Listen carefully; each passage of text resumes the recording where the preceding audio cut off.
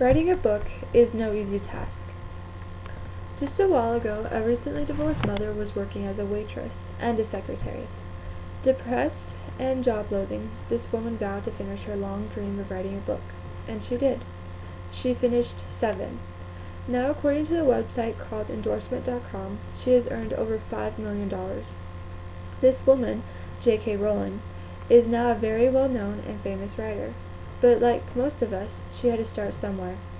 As an English major, many people ask if I want to teach.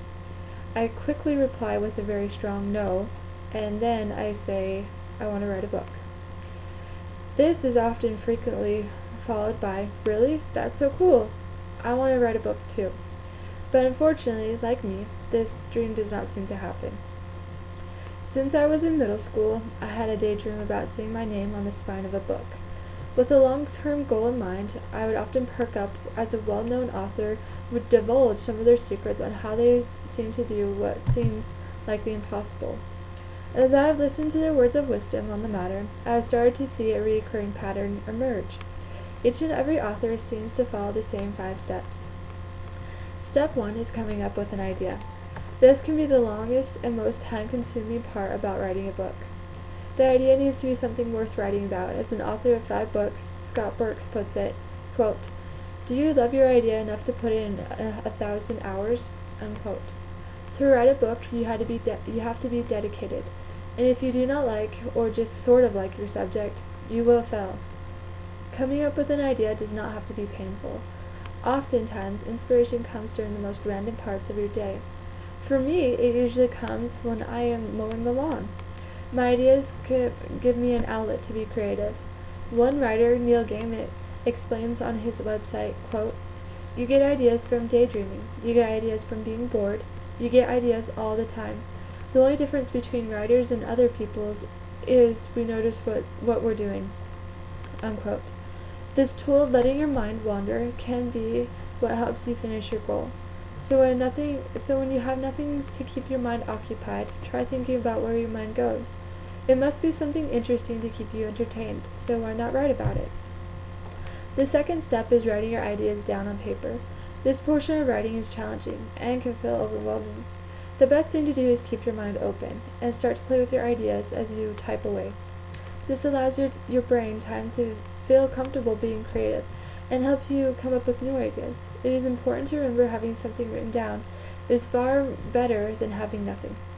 As a publishing academic website clarifies, quote, "Don't stop to analyze the ideas until the creative dust has settled," unquote. If you're constantly worried about fixing every little detail, you might miss out on some really great ideas. This step can be frustrating, especially for someone who is a perfectionist. It must feel like you are not doing a good job, or you're not giving the work true justice. But this step has its merits. As a famous writer, Jodi Picoult, wrote, quote, when you finally start to write something, do not let yourself stop. Even when you're convinced it's the worst garbage ever, force yourself to finish what you began, and then go back and edit it," unquote. As I have said before, having something written down is always better than nothing. Step 3 is editing. For most, this is the best part of writing. This is finally the time to make your ideas more concrete and use them to paint a beautiful picture. But this process does come with a price. It is the time to revise, re-revise, go over, edit, and re-edit your work. Writing book expert Mike Napa explains, "You write your book 4 times. If you want to create a masterpiece, it takes time and a lot of effort." This stage should be seen as a fuzzy picture slowly starting to come into focus. Your first time writing a book is a quick snapshot, but as you start to edit your work, you should start to notice the small details that you want to highlight along with your main subject. It can be arduous work and very frustrating and very satisfying if done right. Again, Napa explains, quote, "Yes, this is tedious, tiring process, but it works," unquote. It is an extremely important step if you want to finish your goal. The 4th step is dealing with writer's block. Writer's block can seem like it can go on for eternity. It is frustrating to not know where to go from there or how to write something. This step might not seem important when trying to write a book, but once a writer gets in a funk, it can sap all creative ideas. First, take a deep breath. Every person on the planet has forgotten the word they want to use, or seems like they have no creativity left. This is perfectly normal. Second, stop thinking about being perfect and work on getting over the wall. If words are stressing you out, then write everything down in your head as fast as possible. If you don't know where to go from there, then try thinking of some different scenarios that could happen to your character.